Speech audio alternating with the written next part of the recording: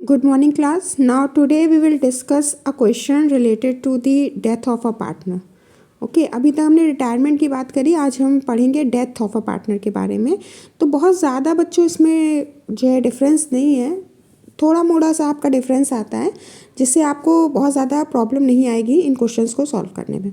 So let's see here children, यहाँ पर भी 3 पार्टनर्स आपको ऐसे दिए हैं, आरती, भारती एंड सीमा। इनका प्रॉफिट शेयरिंग रेशियो है 3:2:1। ठीक है, और उसके बाद में आपको एक बैलेंस शीट दी गई है तीनों लोगों की, और बताया गया है कि भारती जो है उसकी डेथ हो रही है 12 जून 2016 में। ठीक है, तो जब भी आपको ऐसे डेट दी होगी कि जो पार्टनर है उसकी डेथ हो रही है, तो जब डेथ हो रही होगी तो आपको जब आपकी बुक्स ओपन होती है तब से लेकर जिस दिन उसकी डेथ हो रही है तब तक के आपको डेज़ कैलकुलेट करने होंगे। अभी डेज़ आप कैसे कैलकुलेट करेंगे ज़रा सा हम आपको सिखा देते हैं। जैसे मान लीजिए कि यहाँ पर आपका जो फाइनेंशियल ईयर बिगिन होता है वो हमें पता है कि 1 अप्रैल से होता है और यहाँ पर जो पार्टनर है भारती, उसकी डेथ कब हो रही है? जून 12 को हो रही है। ठीक है, तो आपको 1 अप्रैल से जून 12 तक के मंथ्स कैलकुलेट करने हैं। तो अप्रैल आपका कितने का होता है? 30 का होता है। ठीक है, मई आपका कितने का होता है? 31 का होता है। और जून में उसकी डेथ जो हो रही है वो 12 डेज़ के बाद ही हो रही है। क्या करिए, इन तीनों को ऐड कर लीजिए। आपके कितने दिन बनेंगे? आपके बन जाएंगे 73 डेज़। ठीक है, और जो 1 ईयर होता है विदाउट लीप ईयर अगर हम बात करें तो एक साल हमारा होता है 365 का। ओके, तो जब भी आप डेट लेंगे तो आप इसको ऐसे ही लिखेंगे 73/365। आई होप कि आपको समझ में आ गया कि कैसे कैलकुलेशन आपको करनी है। ठीक है, अब यहाँ पर आपको इससे रिलेटेड नीचे पर कुछ पॉइंट्स दिए हुए हैं, उन पॉइंट्स को थोड़ा सा देख लेते हैं। सबसे पहले ही आपसे कह रहे हैं कि the capital to her credit at the time of her death. जो इसकी कैपिटल है, कैपिटल कितनी है? 12,000। तो 12,000 को आपको क्रेडिट में दिखाना है। आपको मालूम है क्रेडिट में जो जो चीज़ें पार्टनर को मिलनी होती थी हम उसके क्रेडिट में शो करते हैं। तो सबसे पहले इसकी कैपिटल चली जाएगी 12,000। कैसे जाएगी? जैसे जाती थी बाय बैलेंस ब्रॉट डाउन करके। And interest thereon at the rate 10% per annum, और आपको उस कैपिटल पर उसको इंटरेस्ट देना है। ठीक है, तो इंटरेस्ट भी उसको मिलेगा, इसलिए किधर जाएगा? क्रेडिट में। अब इंटरेस्ट कैलकुलेट आप कैसे करेंगे? तो कैलकुलेशन हो जाएगी 12,000 इंटू रेट आपको दिया हुआ है 10/100। पूरे साल का तो इंटरेस्ट नहीं मिल सकता क्योंकि पूरे साल तो भारतीय फर्म में रही नहीं है। तो कितने दिन रही है? 365 में 73 डेज। ये कैलकुलेशन हो जाएगी 12,000 इंटू 10/100 इंटू 73/365। कैलकुलेशन आपने आप करके क्रेडिट में इंटरेस्ट ऑन कैपिटल को शो करेंगे। नेक्स्ट पॉइंट कह रहा है her proportionate share of reserve fund.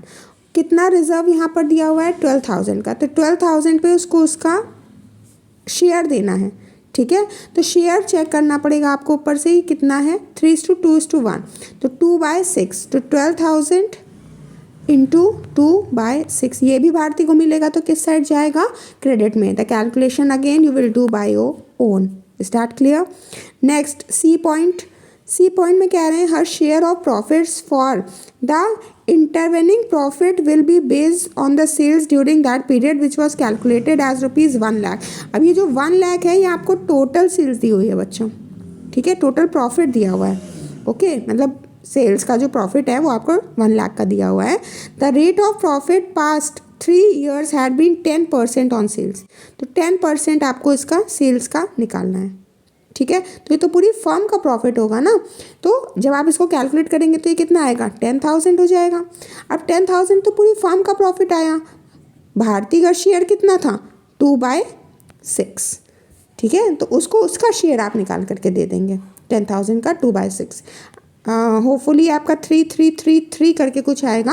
Round figure आपको समझाई है, ऐसे मैंने वैसे ही करिएगा। अगर पॉइंट के बाद में 5 है तो आगे ये 4 हो जाएगा। अगर राउंड के बाद में 5 से नीचे की वैल्यू ऐसे लाइक 4 है, 3 है तो 3 ही रहेगा।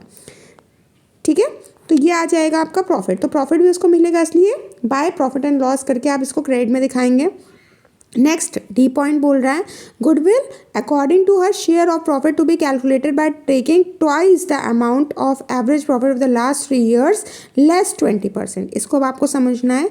यहाँ पर देखिए आपने फंडामेंटल में पढ़ रखा है 3 साल का प्रॉफिट दिया हुआ है, तो आप क्या करेंगे? इन 3 साल के प्रॉफिट को ऐड करेंगे। अब ये 3 years का प्रॉफिट है तो जितना टोटल आएगा उसको 3 से डिवाइड करेंगे। ठीक है। डिवाइड करने के बाद में आपका जितना भी आएगा, ऐसे लाइक इसकी कैलकुलेशन यहाँ पर देख लेते हैं। डिवाइड करने के बाद में आपको मिला ऐसे लाइक 9000, ठीक है। तो 9000 का वो कह रहा है कि लेस 20%, तो आप क्या करेंगे 9000 का 20% निकाल लेंगे, दैट विल बी 1800। 9000 में 1800 माइनस कर देंगे 7200, तो 7200। और हम लोग क्या करते थे, प्रॉफिट का टोटल, ठीक है, जितने प्रॉफिट्स होते थे उनका हम टोटल करते थे divided by number of years into number of year purchase. Fundamental में आपने ये कर रखा है। तो यहाँ पर आपको नंबर ऑफ ईयर परचेज जो कि दिए हुए 2, आप उससे उसको मल्टीप्लाई करेंगे, आपको मिलेगा 14,400। अब ये तो पूरी फर्म की गुडविल आई है ना। भारती का शेयर कितना है 2/6, तो आप उसका 2/6 निकालेंगे, that will be 4,800। This 4,800 will be divided in the gaining ratio, and the gaining ratio, you know how to calculate the gaining ratio, calculate by your own. You will be getting the gaining ratio as 3:1.